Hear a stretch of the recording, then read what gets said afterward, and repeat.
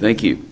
At this time, I would like to invite Ron Whitlock to please come forward, state your name for the record and the organization you represent. Ron Whitlock from the Shepherd Group. Thank you, Chairman Bug.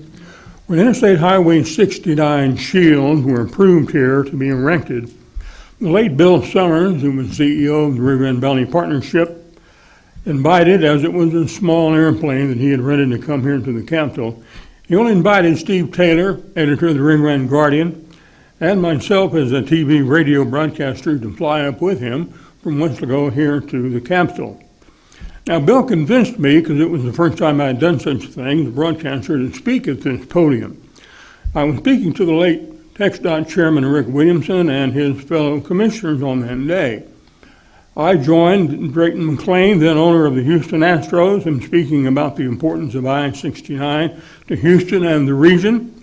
I spoke, meanwhile, on the anticipated future economic impact I-69 would have for South Texas and the Rio Grande Valley.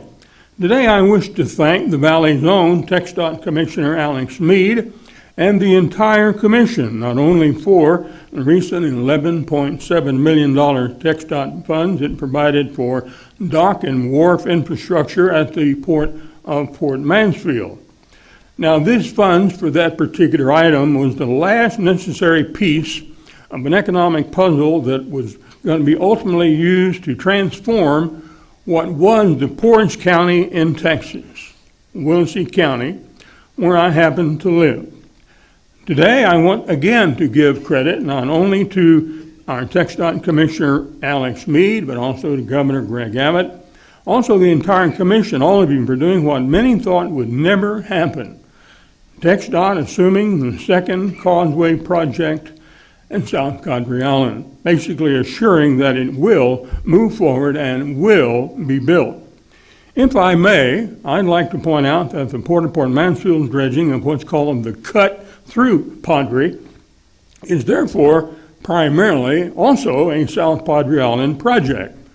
And it's been accomplished by approximately $40 million thus far in federal and state funding, which started out initially as federal and was bipartisan.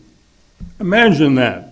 Secured from Texas Senator John Cornyn, friend of yours, Chairman Bug, I've been with you before with John Cornyn, and Texas Congressman Henry Cuellar, and a former Secretary of State, by the way, along with Congressman Vicente Gonzalez, both Democrats. Pretty good, huh? I am certain these men would like to join in with partner Mead, you, Chairman Bug, and the rest of the commission for doing any kind of funding you might need additionally to state funds to build this second causeway to South Padre Island.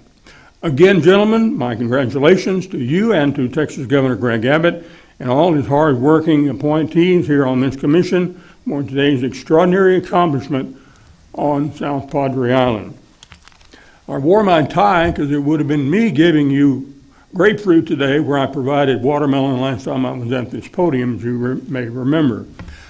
That grapefruit is I've turned it over to Alex Mead overnight because Steve called in sick, and I had to be a photog for Steve Taylor of the Guardian here today. So check with Alex, and he has your ho ho ho happy grapefruit from the Rio Grande Valley. Merry Christmas to you all.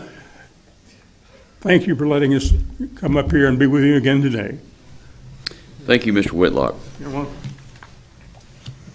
At this time,